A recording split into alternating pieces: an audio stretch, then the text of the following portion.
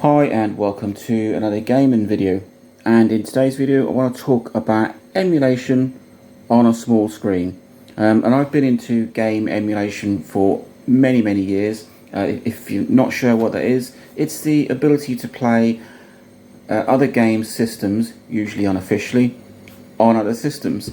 So I've played, for example, Super Nintendo games on a PS2, Mega Drive games on a Mac, Dreamcast games on my Linux laptop, and I used to use a DSi XL for various different game systems. It was fantastic. I played Super Nintendo, Mega Drive, Game Boy Color, Game Boy Advance games, and it was fantastic to be able to play all of these systems on the go. Was superb. And more recently I upgraded to a full-on emulation device. These have sort of come around and become very popular in the last few years. Offerings from like the Mayu Mini or the Retroid Pocket, and this is one from Ambinic. This is my RG35XXH, and it does pretty much what my DSi XL did, but it's got more power, so it can also handle things like GameCube games, PlayStation 1 games, Sega Saturn-ish, and Sega Dreamcast. And it's fantastic to be able to play all of these games, all of these systems in handheld form. But you do run into a bit of an issue. Now, if you're playing Game Boy Color, Game Boy Advance, things like Neo Geo Pocket, WonderSwan, even the PSP, they were all designed with a small screen in mind. So it's superb. In fact, with things like the Game Boy and the Game Boy Color, you get a better experience because you've got the lit screen. But when you're playing a home console on a little portable, you do run into some issues because those games were not really designed to be played on a little 3-inch screen. If we take, for example, I've got a Super Nintendo game here, and it is The Legend of Zelda, A Link to the Past. Now this is like I said, it's a SNES game. It's designed to be played on a big screen. And with games like Zelda, Pokemon, some of the Mario games, there's quite a bit of reading on the screen itself.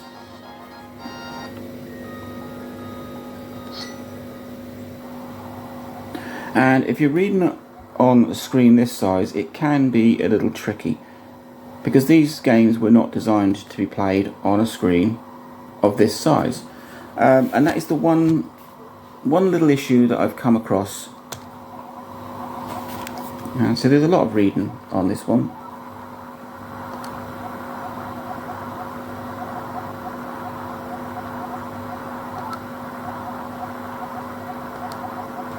And actually it's not too bad on this particular game, but I have run into other games where it really is quite unreadable, and it hinders the game.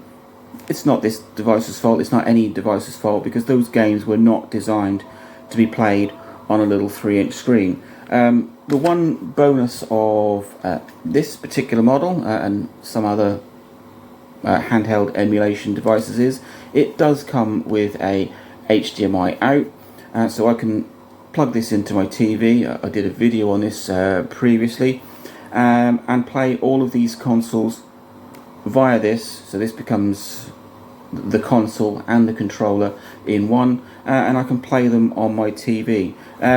Fantastic for home consoles. It kind of has the reverse effect for portable consoles, because you can then play Game Boy Color, WonderSwan, Neo Geo Pocket on a big TV. So it's the opposite. Games consoles that were designed for small screens can now be played on a large screen, and consoles that were designed to be viewed on a TV, you can now play on a little sort of 3-inch device. It's fantastic. I absolutely love this. It's got such a decent amount of power, but playing home games on a small screen, you do run into that problem of not always being able to read what's on the screen. Sometimes maybe not even being able to see what's on the screen because it's been condensed down too much.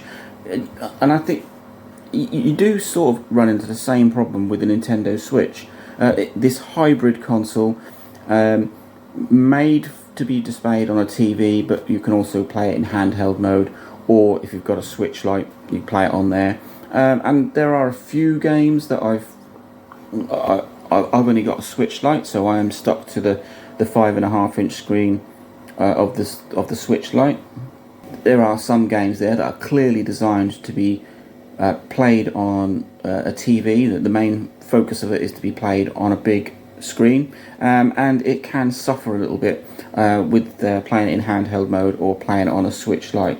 So if you're looking into buying an emulation device because you want to play some of your retro games on the go on small screens, that is just one little caveat to remember, that these games were designed to be played on a big screen, to be sat in front of and read the text off of the front.